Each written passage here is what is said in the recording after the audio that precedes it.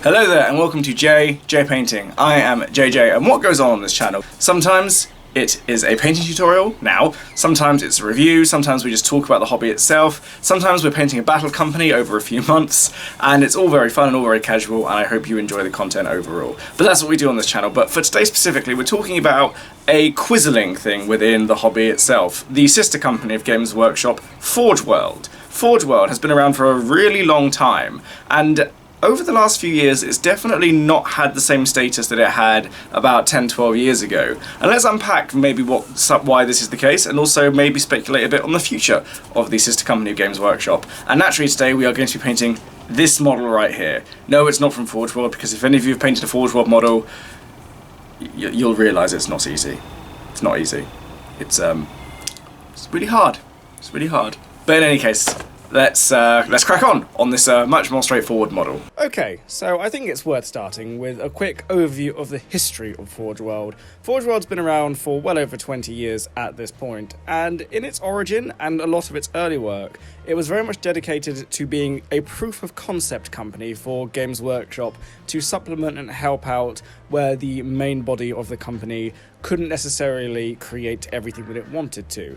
And the thing to remember about that is that did give us a lot of very experimental and very interesting models, but also some things that didn't necessarily make their way into 40k and Warhammer Fantasy until much later. Things such as flyers, for example, super heavies, alternative Imperial Guard models, the Strength D concept, and even drop pods were originally all Forge World exclusives. Now, obviously some of those things have translated quite well over the years. The drop pod is a seminal thing in Space Marine armies before Primaris, and arguably still are, so they have been brought over quite importantly, alongside things such as super heavies. We've got the Baneblade, we've got the Stomper, even arguably things like the Wraith Knight and the Tau Big Suits all could be said to have their roots in the Forge World models. And obviously Forge World has its own strengths as well. It's given us things such as the Titans range, it's given us the Horus Heresy game, among others, and obviously the Imperial Armor books have given another layer to the 40k lore overall. And I think it's worth mentioning at this point that I personally see Forge World as being more of a offshoot of the 41st millennium rather than being something that relates directly to Age of Sigmar or Fantasy. They do have models that fall into those categories, but not much. It's always largely been 40k related, and we'll get a bit more into that later on. I mean, you can start with the name, for example, Forge World. It's literally a thing that exists in the universe. But all of these things obviously came at a very different point where technology was in a different place.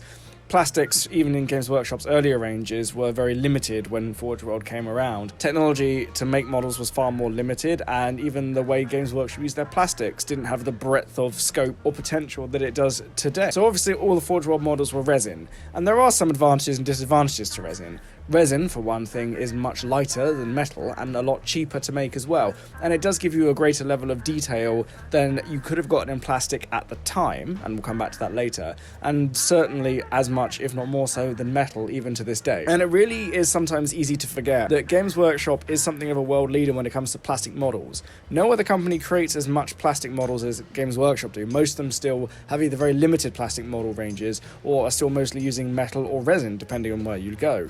But obviously all of this then adds back to that idea that Forge World, because it's using different materials, their models feel different in a lot of ways. And for a really long time, Forge World had its own paints range as well. Things such as weathering and rust effects you could get in the Forge World paints, which were very different to the Games Workshop paints or the Citadel paints overall. And even to this day, Forge World still does give us a lot of good things. Like I said earlier, the Primarchs and the Horus Heresy range are still being actively used and made by Forge World. The Middle-earth models have some been picked up by Forge World now, and additional equipment for the plastic Adeptus Titanicus models are all still provided by Forge World. And you have to remember, if we go a little bit further back, Forge World did still have a lot of things in terms of upgrade sprues for Space Marine chapters, and for Astra Militarum regiments, and even for things like Eldar Guardians back in the day. Now, I know that many of these things now do exist in plastic, but again, they do still have their origins based firmly in Forge World. So with all of this said, what is happening now? What is letting them down? I think the first thing to remember is that Forge World is a company that has been around for a while, obviously, as I said, but the thing about Forge World is that it's still largely producing the same sorts of things it was producing 10 years ago. If any of you watched my Astra Militarum video, The Army the Time Forgot, you'll hear me saying there that they were the biggest Forge World range for a long time, and still actually are outside of the Horus Heresy, but much much like the Astra Militarum, time has moved on and left Forge World behind in some respects, technology being the big one. Resin is, as I said, their main material, and resin works fine if you're creating display pieces or centerpieces. Resin is not as good for the necessary versatile wear and tear that come from being a model in an army that's coming in and out of cases or in and out of display cases. And the thing to remember about most of Games Workshop's models, they are designed to be used on the tabletop. So you will see models that will get knocked and bumped and scraped and even dropped, and none of those things are necessarily good. But the thing about plastic is that at least plastic models, if they do break, it's easy to repair and they are fairly hard wearing. Whereas with metal and with resin, when models start to break, it's much, much harder to repair them. Metal obviously being slightly hardier, depending on how much glue, green stuff and tinning you do to it, can be quite resilient, but resin just doesn't have the same level of resilience, and resin models do break very easily. There are some exceptions, obviously, to this. Some models within the Forge World range are quite resilient, but not many, and this is one of the sad things about Forge World. But the other sad thing about Forge World is that it's never really had a presence in Games Workshop stores. Now, Black Library has a stand in every Games Workshop and even has stands in bookshops, and all of Games Workshop's products in plastic can either be directly ordered in store or are available on the shelf. But Forge World has never had this. And I know that there's always been the argument that there are people who are under a certain age in Games Workshop who may not necessarily know how to deal with the resin side of things, because resin does require a lot of pre-work before you can start building your models.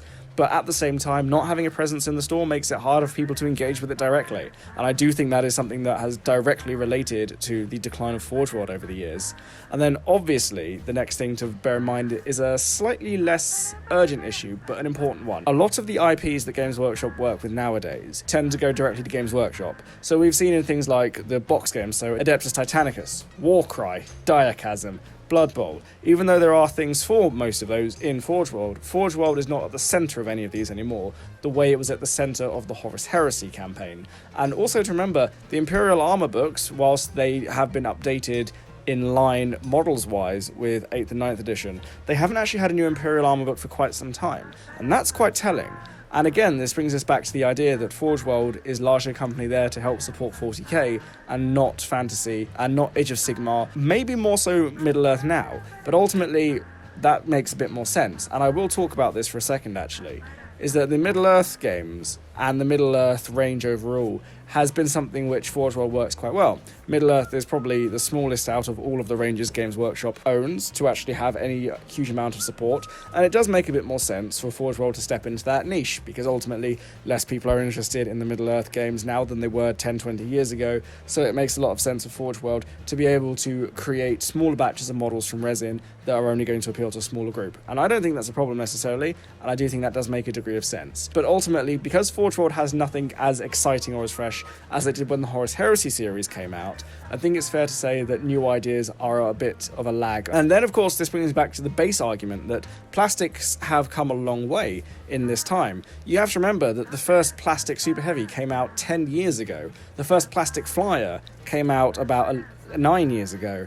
And plastic Primarchs now have been around for almost half a decade in the grand scheme of things. So this is the thing to remember, is that all of the things that Forge World was known for have slowly started to be released in plastic, which then begs the question, what happens in the future? What happens to Forge World? What happens to this company that has been a seminal part of Games Workshop for as long as I've been a part of it in the hobby?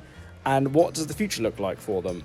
Well, it's entirely possible that Forge World could keep trucking along for a bit longer just on what it has. And I say that talking specifically about things like the Middle-earth range, the support of the Horus Heresy game, and obviously the extra bits they're giving to the box games. Those are all things that suit them quite well. However, I do think that that's a finite resource that they can only do so much with. And I think that the Horus Heresy is actually something which is worth talking about for a second as being both important in the future, but also important for now and what's been going on before. And to do this, I want to zoom out for a second. Zoom out and take in a bit more of history. The Horus Heresy game was announced going to Forge World way back in 2012. We first got Primarchs such as Angron and Mortarion and Ferrus Manus. All those models were released to the public, and we started seeing the legions from Istvan, both Istvan battles, and it has expanded slowly over time. And this was somewhat in tandem with the Horus Heresy book series. which has also been going for a very long time at time of recording. And I know that some people have drifted away from it, some people have only read certain books in it, some people simply have stopped engaging with it because it's just taking too long. And on the one hand, I understand why Games Workshop has made it last as long as it had. It was a very good thing going for them, and if you've watched my overshadowing 40k, the Horus Heresy video, you'll get a sense as to why that is. But I do think the important thing to remember about the Horus Heresy is because it so dominated Forge World and everything they did, it did eclipse a lot of its capacity to do other things. And I think that that's now, in a way, coming back to haunt them a little bit. With fewer new ideas and fewer needs to prove concepts for Games Workshop going into Forge World, ultimately it does mean that for them, there's less ideas going into Forge World as a whole, and they're having to just work on this one massive part of one game system, or one lore, to be more specific, and it lets other ideas fall by the wayside a bit. But ultimately, this then just raises the question. To surmise at this stage, I think it's fair to say that with all of Forge World's very long history, and then obviously picking up the Horus Heresy, at the time it was a very good thing for everyone involved, but as time has gone by, it has made a bit of a fool of everyone, because whilst the Horus Heresy was popular and still is, the Horus Heresy, in most people's imaginations, has been going on for a long time, and ultimately that's left Forge World floundering, having to try new things. There is an argument I have seen, actually, that ultimately, because Forge World was unable to help do quite as much R&Ding, for want of a better word, for Games Workshop, it's meant Games Workshop has had to take more risks with all of its IPs and all of the new armies that have come out for all of its factions, which could be good for them as a whole, but ultimately it has shown that their proof of concepts can work in plastic without needing a third company to test it before they hit the public. But this brings me on to the next point. And this is the point where we really get to zone in on the Horus Heresy thing.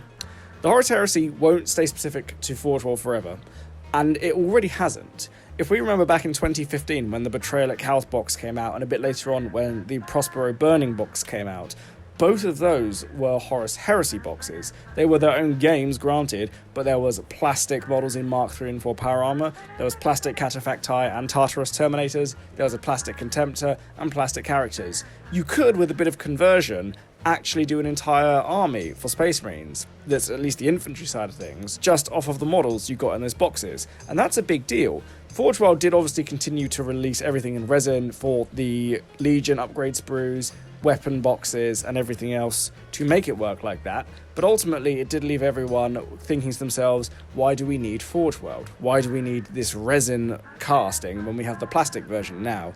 And obviously this then circles back to the plastics are what's making it harder to get into Forge World when Games Workshop itself is releasing things in plastic. So, to surmise this point then, everything we've seen Forge World do has slowly started to revolve in plastic, but now we're not seeing Forge World come up with anything that's new. We're not seeing them bring fresh ideas to the table.